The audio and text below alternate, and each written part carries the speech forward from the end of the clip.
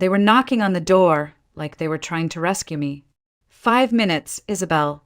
Someone shouted from the hallway outside the courthouse bridal suite.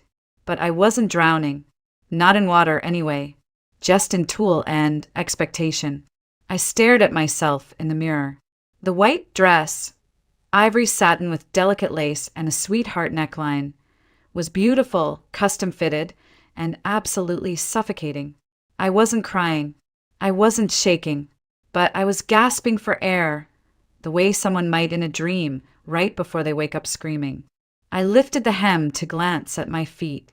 Heels. For inches. I hated heels. Thomas picked them. Elegant, he had said.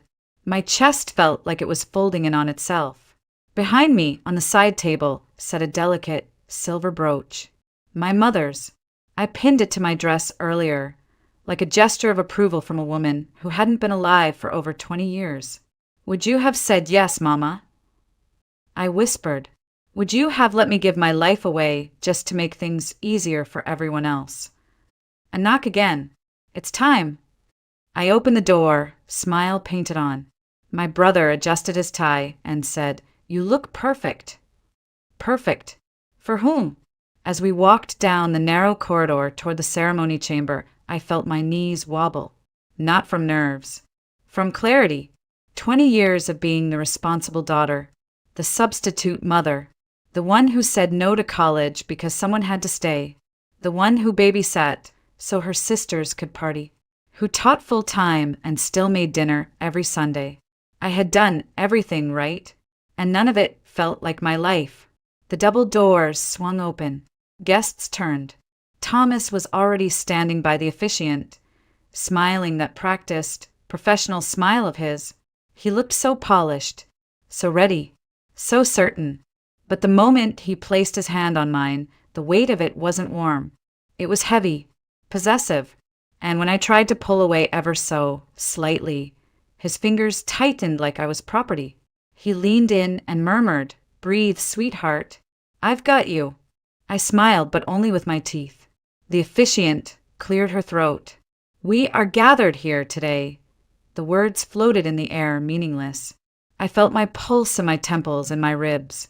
Then I heard it, my mother's voice, not from the brooch, not from the grave, but from somewhere buried inside me. Promise me, Isabel, you will live your life fully. For yourself. I blinked. The officiant was now looking directly at me. Isabel Moreno, do you take this man? No, the word left my lips before I even realized it had formed. It echoed through the room like a gunshot. Gasps. Silence. Thomas stiffened. What? I can't, I said, shaking my head. I'm sorry. I can't do this. I didn't wait. I turned and walked fast. Then I ran. I ran through the marble hallway, past the stunned guests, past my aunt clutching her pearls, past the flower girl dropping petals in confusion, out the front doors, into the dry New Mexico heat. And there, by some absurd twist of fate, was a man on a motorcycle. Leather jacket, boots, his helmet under one arm and a cigarette in the other. He raised an eyebrow as I barreled toward him, dress dragging behind me. Need a ride, he said, half laughing. Please, I panted. Just get me out of here. He stared at me for a moment. Then he nodded, tossed me a helmet, and said, Hop on. I didn't look back. Not once. Not at the courthouse. Not at the bewildered crowd spilling onto the steps. Not at the man I almost married. The bike roared to life beneath us. The wind tore at my veil, tugged my hair loose, filled my lungs with air I hadn't tasted in years. I gripped his waist, not because I was scared, but because for the first time in decades I was moving, really moving. We drove for what felt like hours, though it couldn't have been more than 20 minutes. He dropped me off near the edge of town by the old arroyo. I got off without a word, handed him the helmet. You okay? He asked. I nodded. Thanks for the escape. He gave me a two-fingered salute and disappeared into the dusk. Barefoot, I walked the last half-mile home, dust caking my soles, skirt torn and gray from dragging along the cracked desert earth. The house came into view. My father's adobe, same as it had always been. Lights off. He must have been at the courthouse, trying to salvage the scandal. I climbed onto the porch and sat down, wedding dress and all. Tigray, my old orange tabby, appeared from under the steps and leapt onto my lap like nothing was out of the ordinary. He curled against me and purred softly, his warmth grounding me in a way nothing else could. My hands trembled. My heart raced. But my lungs finally knew what it was like to fill with air. I closed my eyes and whispered into the night, "This time, Ma?" I didn't let them choose for me. And Tigray purred louder, like he agreed. I woke to the creaking of floorboards above me and a ray of sunlight stretching across my face like a silent question. For a moment, I didn't remember. Not the courthouse, not the gasp from the crowd, not even the sound of my own voice breaking through 2 decades of silence. But then I saw the mess on the floor, my crumpled wedding dress like a discarded skin, and it all came back. Tigray was still curled by my feet, one paw resting on my ankle like a guardian. His fur twitched with every snore. I sat up slowly, the worn couch groaning under me. My body ached in places I didn't expect, neck, rib, soul. What did I do? I whispered. My phone buzzed before I could finish the thought. I didn't want to look, but I did. "Martin, answer the damn phone." "Lily, are you okay?" That was insane. "Call me." "Dad, 2 missed calls." And then my brother. As soon as I picked up, his voice exploded through the line. "Are you out of your mind?" "Hi to you too, Mateo," I muttered, wiping a dry patch of sleep from the corner of my eye. "Dad nearly had a heart attack. Thomas is humiliated. Do you even realize what you've done?" My fingers clenched around the phone. "Do you?" Silence. I could hear his breathing. I said no, Mateo. That's all. I said no to a man I didn't love at my own wedding. "You could have talked to someone first. You could have thought this through." I did think, for the last 20 years. Through college, I didn't attend. Through every night, I watched your kids so you and Carla could go out. Through every single moment, I put everyone else before myself. "You're being selfish," he snapped. I closed my eyes. Good. Maybe I need to be. I hung up before I could change my mind. My hands were shaking. I dropped the phone onto the couch and let my head fall back. The ceiling fan spun slowly, creaking in rhythm with the storm inside me. Later that afternoon, Lily came by. My best friend since 3rd grade. She didn't knock, just walked in with 2 gas station coffees and a bag of sour cream chips. "I knew you weren't going to go through with it," she said, handing me the coffee like it was medicine. "You what?" She gave me a sideways glance and sat down, her ripped jeans sliding easily over the sunken cushions. "You were sleepwalking," I essay. "The whole engagement. You barely even talked about him. You smiled, but it didn't reach your eyes." I stared into my cup. "Why didn't you stop me?" "Would you have listened?" I didn't answer. The question hung in the air between us like a forgotten photograph. We sat in silence for a while, chewing chips, sipping coffee, listening to the wind roll over the desert. Tigray jumped up between us, pawing at my lap like he was claiming his territory. "You know what I envy." Lily said after a long pause, "You did something bold. You broke a script. Most people just live it out." "Is that what I did?" I asked. "Broke a script?" "You burned the damn play." I hadn't told anyone where I was staying, but someone must have let it slip. Maybe a cousin, maybe a guest who recognized the house. I didn't think he'd come after me. I was wrong. That night, I was almost asleep when the pounding started. It was violent, like someone was trying to break down the door. Tigray bolted upright and hissed, tail puffed like a bottle brush. I sat up slowly, heart racing. And then I heard it. Isabel. His voice. "Thomas, open the door. Now."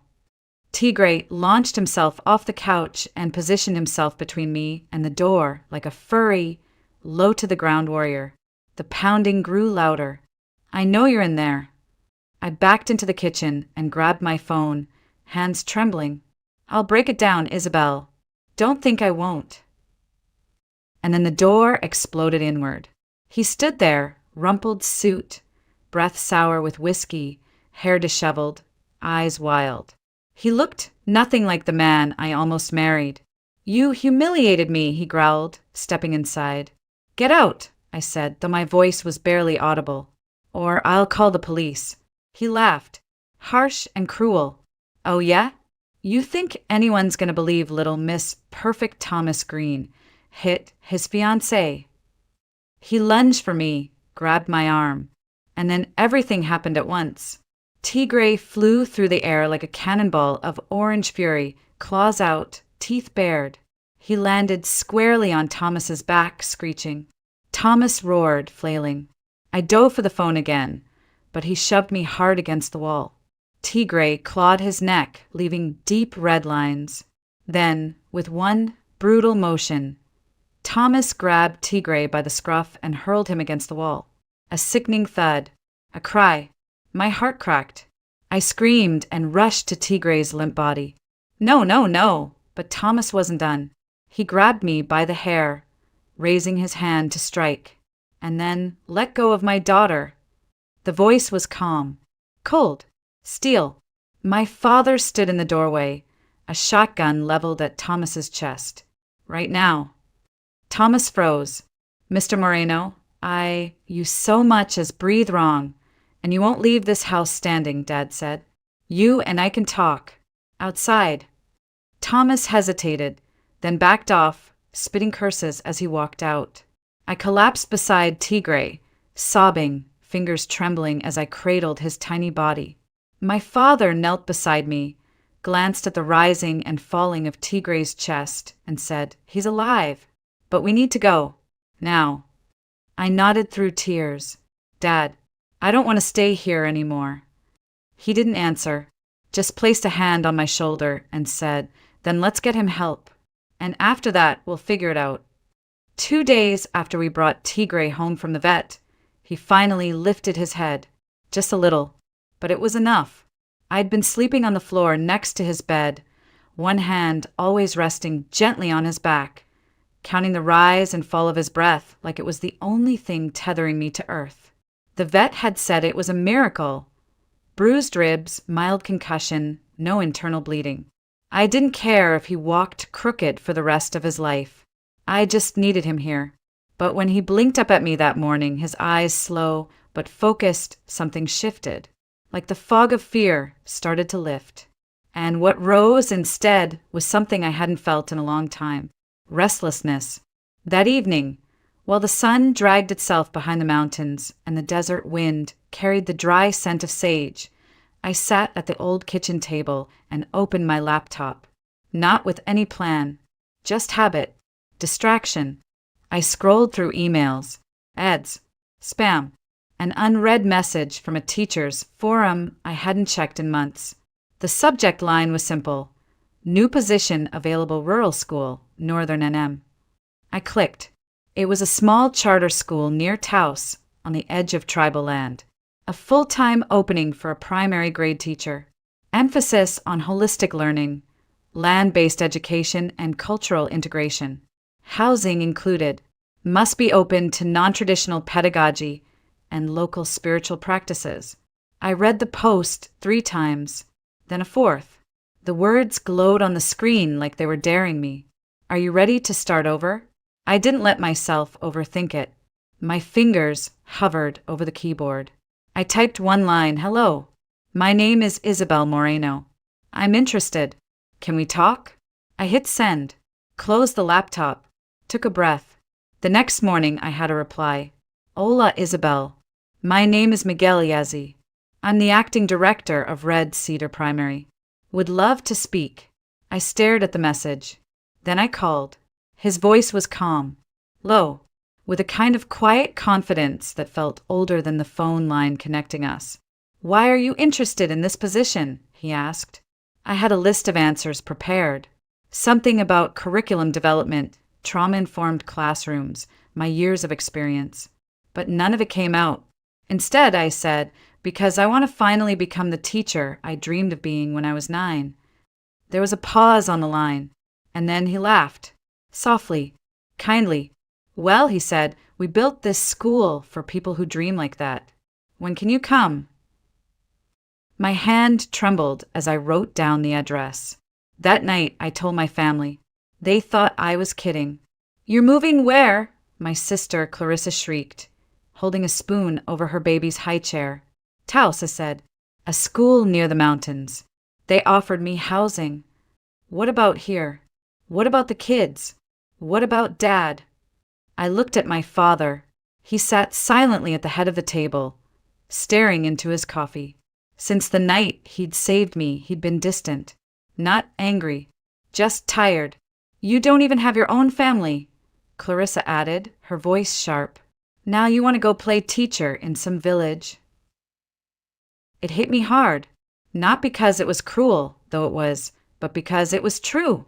I didn't have a husband, or children, or a mortgage. I didn't even have a dog, just Tigray, still healing in the corner, purring softly like a small machine. But for once, the truth didn't wound me. It clarified me. Exactly, I said. I have nothing holding me here. And I don't want to wake up one day at 60 and realize I never left the place where my life stopped moving. Clarissa rolled her eyes. Drama. I turned to my father.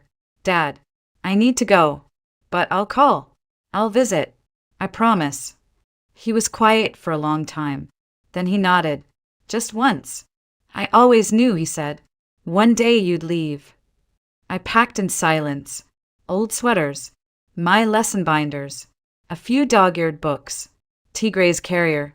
The red yarn bracelet one of my former students made me last Christmas.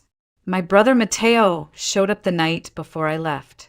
You really going? He asked from the doorway, his arms crossed, trying to act annoyed. You're just going to leave us with Clarissa's chaos and Dad's grumpiness. I smiled. You'll survive. He sighed, rubbing the back of his neck. You know, I always thought you'd be the one to stay forever. I always thought that too, I whispered. He looked down, then back up. Good for you. At dawn, I loaded the last box into the back of my battered car. Tigray meowed from his crate, clearly displeased with the arrangement. Don't worry, I said, strapping him in. We're not running away this time. We're running toward something. I took one final walk around the house. Every corner held a memory, some sweet, some suffocating. But I didn't cry, not even when I saw the mirror in the hallway, the one where I first saw myself in that wedding dress and didn't recognize the woman staring back. This time I did. I thought I knew mountains. I'd seen them in magazines, on postcards, on dusty road trip billboards. But nothing prepared me for what rose beyond the windshield as I drove deeper into northern New Mexico. The Sangre de Cristo Range wasn't just landscape, it was presence. Old, watching, alive. Tigray stayed oddly quiet in the passenger seat, his carrier tipped just slightly so he could watch the clouds drift over the jagged peaks. The air grew thinner. The sky stretched wider. Every mile felt like a peeling away of layers I hadn't realized I was wearing. By the time I pulled into the tiny dirt lot outside Red Cedar Primary, the sun was low, painting the ground in gold and ash. A woman stood waiting near the front steps, tall, straight-backed, long black braid trailing down her shoulder like a ribbon of shadow. You must be Isabel, she said, offering a hand. Her grip was firm, eyes sharper than her age. Irina, she added, vice principal. I'm here to help you get settled. She spoke with a rhythm I hadn't heard before, like her words had roots, like they belonged to something older than English. I followed her toward a small adobe-style home beside the school, its roof sloping into the hillside, windows deep-set like resting eyes. This'll be yours, she said, unlocking the front door. Nothing fancy, but the bones are strong.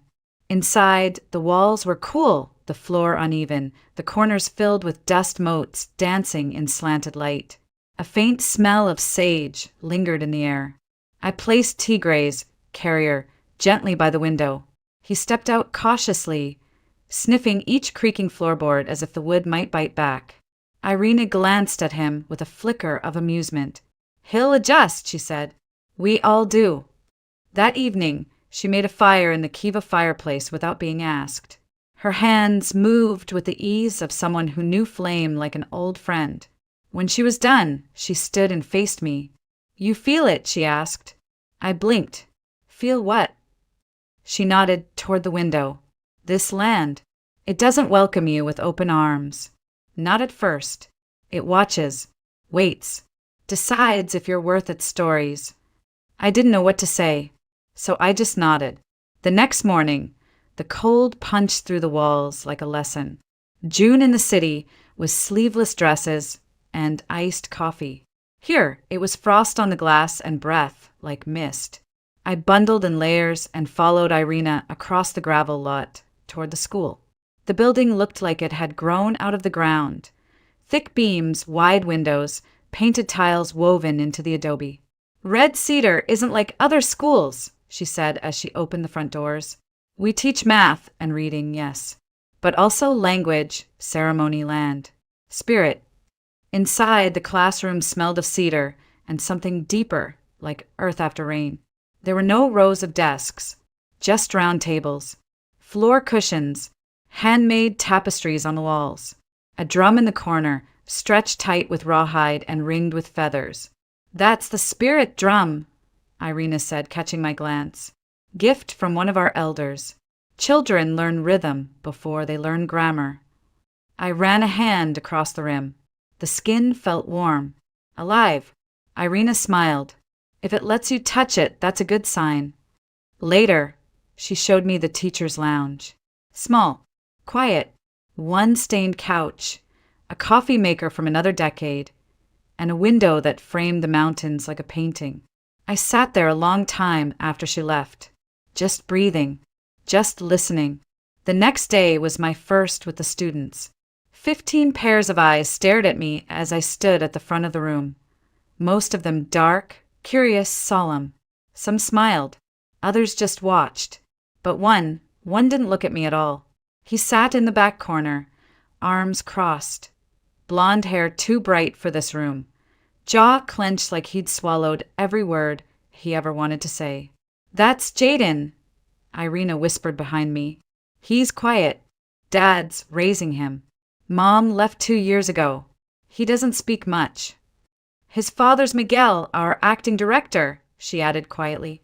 "But most folks don't say it out loud unless they need to." My chest tightened. I recognized that silence. I tried not to call on him. Didn't want to press. But as the other kids shared stories, drew trees, laughed, and fidgeted, Jaden stared out the window like he was somewhere else entirely. When class ended, the kids trickled out in bursts of noise and backpacks. Jaden lingered. He didn't speak, just slipped a folded paper onto my desk and walked away. I opened it. A sketch. Rough, smudged. A mountain. A tiny figure beneath it. A cat curled beside their feet.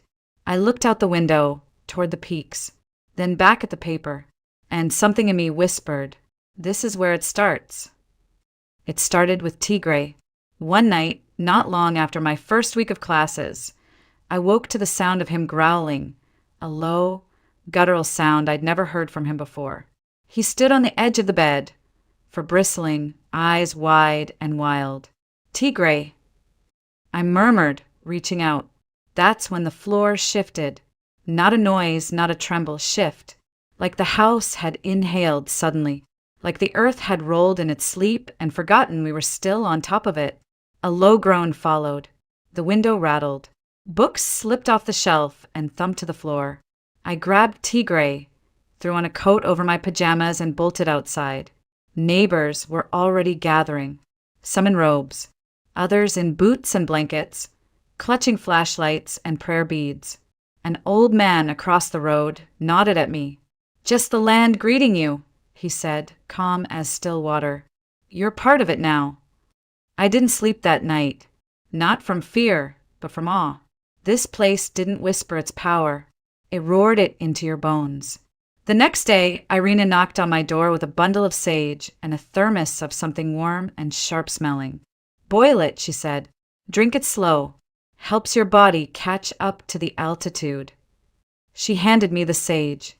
"And this for the rest." "For the rest of what?" She smiled. "The ghosts. The heaviness. The things you brought with you." Inside, Tigray watched us from the window, his tail twitching.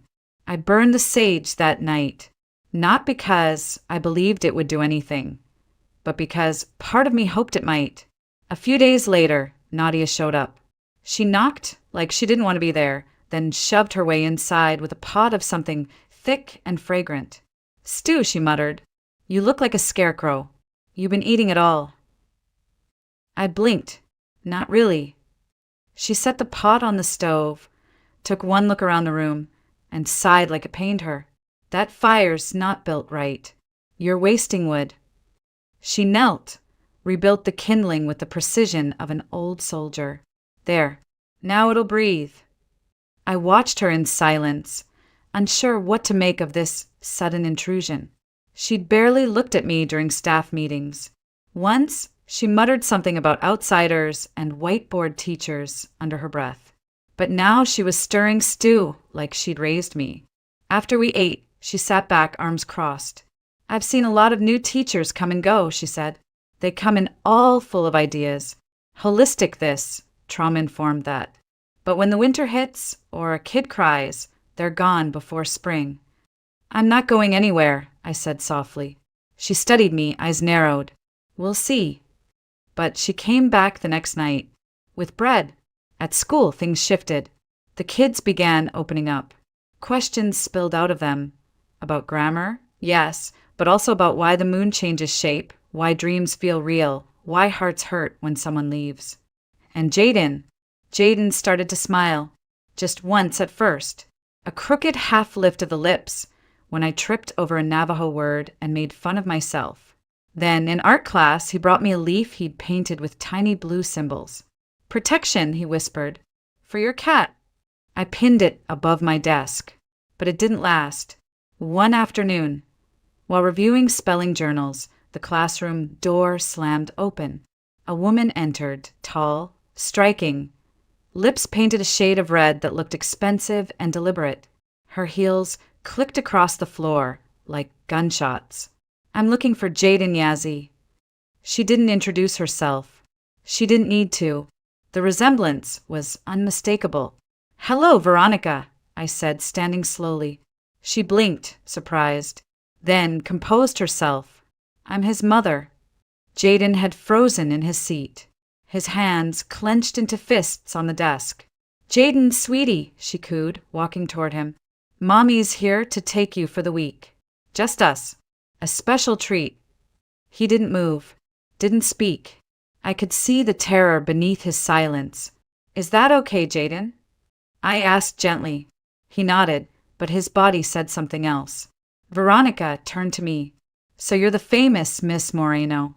She looked me up and down, took in the room. The drum, the leaf. The leaf I hadn't realized she was staring at. "I heard you've been involved. With my ex-husband. And my son." Her tone was ice, with a sugar rim. "I care about him," I said carefully. "Both of them." "I'm sure you do," she replied, grabbing Jaden's hand. "But let's remember whose son he actually is." She left in a flurry of perfume and judgment. That night, I sat on the porch, Tigray in my lap, the leaf from Jaden fluttering slightly in the wind. I couldn't stop thinking about his face when she took him. Not angry, not scared, just gone, like he'd folded himself up and disappeared into the tiniest corner of himself to survive. I whispered into the dusk, "Come back to me, Jaden. When you're ready, I'll be here." And Tigray purred like a promise. He came back 3 days later. I was shelving books in the reading corner when I looked up and saw him standing silently in the doorway, backpack slung low, hair messy, cheeks wind-chapped. Jaden didn't say anything, just walked to his seat, pulled out a pencil, and started writing. I didn't ask questions. I didn't need to. When the class ended, and the others spilled outside for recess. He stayed behind, waited until the room was empty. Then he walked over and placed something small and smooth in my palm. A stone, dark gray with a single white vein curling through it, like lightning. My dad says this kind helps with sadness, he said. I think maybe you need it. I stared at the stone, then at him. My throat tightened. I tried to speak, but no words came. So I just nodded, closed my fingers around the gift, and whispered, "Thank you." And in that moment, I knew something had changed. Not just in him, in me. That evening, I ran into Elia at the local store. She was standing in front of the tea section, manicured fingers tapping against her shopping basket. I tried to move past without a word, but her voice found me anyway. "You really made yourself comfortable here, didn't you?"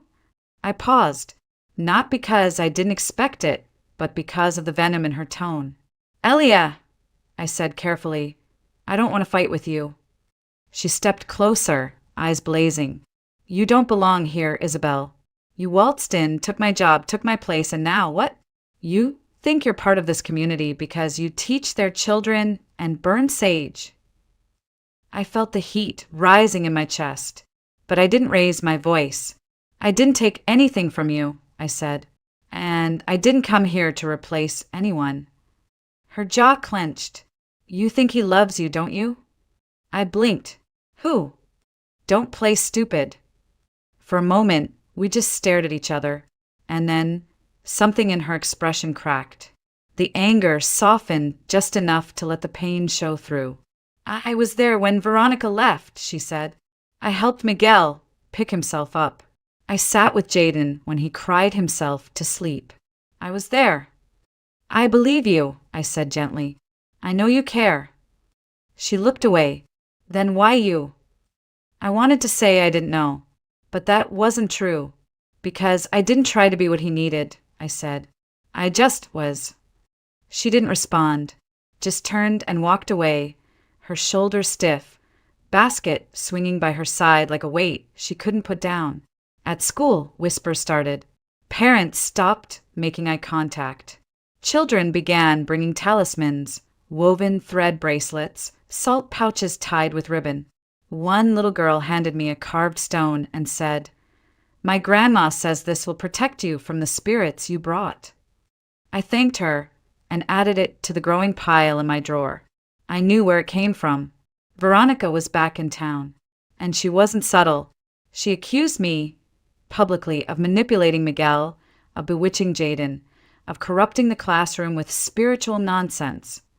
She even called for my removal during a school board meeting. I was ready to pack my bags. Again. But Nadia stood up. She rose slowly during the meeting, cleared her throat, and said, "I've been teaching here for 40 years. I've seen many come and go. But Isabel Moreno? She stayed. She stayed when others would have run. And these children, they listen to her. They trust her. Because she listens back." The room fell silent, and I didn't cry. Not until I got home and found Tigre curled around my shoes, his orange fur warm against my skin. That night, Jaden ran away. He showed up on my porch at dusk, cheeks flushed, arms wrapped around his knees. "Mom's busy," he said, voice flat. "She's been on the phone with her new boyfriend for hours." I sat beside him, pulled a blanket over our shoulders. "Does your dad know where you are?" "He's at the office, talking to Irina. I heard them say your name." I looked at him. "What did you hear?" He hesitated. "That Mom wants to take me to Phoenix. That she found a lawyer. That she's going to win." The wind picked up. A lone coyote howled somewhere in the hills. I tried to steady my breath.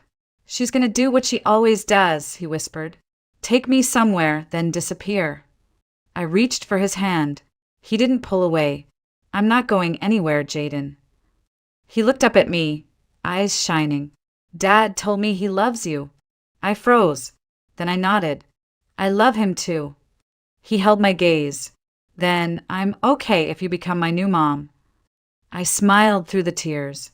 "Only if you're ready. No rush." No pressure. I'm ready. And in that moment, under the desert sky, a child who had never chosen me did.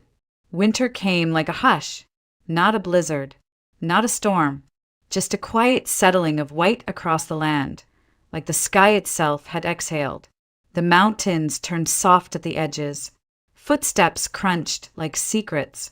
The air grew thin and holy. Miguel started coming by in the evenings, always in silence, always with something in his hands, firewood, dried herbs, a book he thought I might like. He never asked to stay. He just did. Tigre loved him, which meant everything. One night, I found Miguel sitting at my kitchen table with a carving knife and a block of cedar.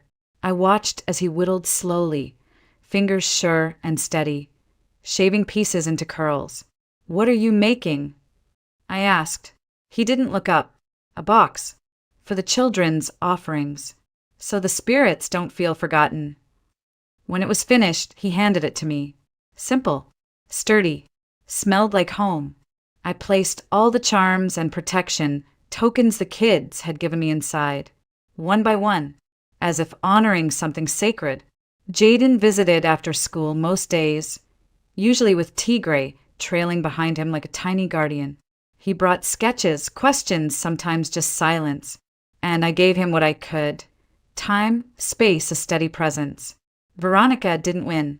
Despite her threats, her lawyers, her declarations of motherhood and intent, the court ruled in Miguel's favor. Stability mattered. So did truth. And love, real love, however messy, found a way to speak loudest. She left town the following week. Miguel and I didn't celebrate. We just sat in the quiet, a candle flickering between us, Tigre asleep at our feet. "You okay?" I asked. He nodded. "She'll come back, but we'll be ready." There was no triumph in his voice, just peace. One weekend, as the snow began to thaw, he asked me to take a trip with him. "Just us," he said. "There's somewhere I want to show you." We left early, bundled in layers, Tigre safely curled at home under Nadia's watchful eye. Miguel drove the old truck up winding paths that eventually vanished into forest. Then we walked. The path wasn't marked. He led me past birch trees and frozen creeks, through silence so complete it made the world feel holy. Eventually we reached a clearing. Ribbons hung from branches, red, white, blue, green, fluttering softly like prayers. At the center stood a stone altar, moss-covered, ancient. "My grandfather used to bring me here," Miguel said. "He taught me to tie my wishes into the wind." He pulled a small strip of fabric from his pocket, handed me another. "What do I do?" I whispered. "Tie it," he said, "and ask for what your soul needs most. Not what your mind wants, what your spirit craves." I closed my eyes, feeling the wind on my cheeks. I thought about the life I'd left, the woman I used to be, the silence, the service, the obedience, the fear, and then I tied my ribbon and whispered, "Let me stay true, even when the world tells me to bend." When I opened my eyes, he was watching me, his face unreadable, but his eyes were wide open. "I brought you here for a reason," he said. Then he reached into his coat pocket and pulled out a ring. Not new, not polished, something old, handmade. The silver dulled by time, the turquoise in its center cracked slightly like a riverbed. "This belonged to my grandmother," he said. "She gave it to my mom. My mom gave it to me." He stepped forward, took my hand. "I'm not a man of speeches, but when you showed up here, something inside me started breathing again, like the land had been holding its breath until you arrived." My heart pounded. "And I think," he continued, "maybe the wind knows our names for a reason. Maybe it's been calling us toward this moment for longer than we realize." He looked down, then up, eyes steady. "Will you marry me?" I didn't cry. I smiled. Soft, steady. "Yes," I said. Not because I needed saving. Not because it was expected. Because this time the choice was mine. The wedding was small. Spring arrived with thunder and rainbows and wildflowers that bloomed out of nowhere. The children made decorations from pine cones and paper. Nadia brought stew. Jaden walked me down the path, a flower behind his ear, beaming like the sun had chosen him personally. Miguel stood waiting under the wide open sky, the mountains behind him like silent witnesses. Tigre, of course, sat proudly beside us, his orange tail flicking like a metronome. When I said my vows, I didn't promise perfection, or forever. I promised honesty, patience, and presence. That night, under a blanket of stars, as the fire crackled and laughter drifted through the trees, I sat beside the man I loved and the boy who had chosen me. And I realized this wasn't my second life. This was the first time I'd truly lived mine. Looking back, I think the most important lesson I learned is this. Sometimes life doesn't need a grand plan. It just needs one brave moment of saying no to the path everyone else laid out for you. I spent years trying to be what others expected, dutiful, quiet, agreeable, and it nearly hollowed me out. But the moment I left everything behind and stepped into the unknown, I began to hear my own voice again. I learned that home isn't always where you're born. Sometimes it's the place that finally lets you breathe. Sometimes it's a boy handing you a spirit stone, or a man carving a box with care, or a cat curling up at your feet when your world feels like it's falling apart. I learned that love doesn't save you, it sees you. And when it's real, it doesn't ask you to become someone else. It holds space for exactly who you are. And most of all, I learned that healing doesn't come all at once. It comes in seasons, in wind, in firelight, in ribbons tied to trees, and whispered wishes no one else hears. So if you're standing at the edge of something terrifying, if the path ahead looks too wild, too strange, maybe that's exactly where your real life begins. You don't have to be fearless.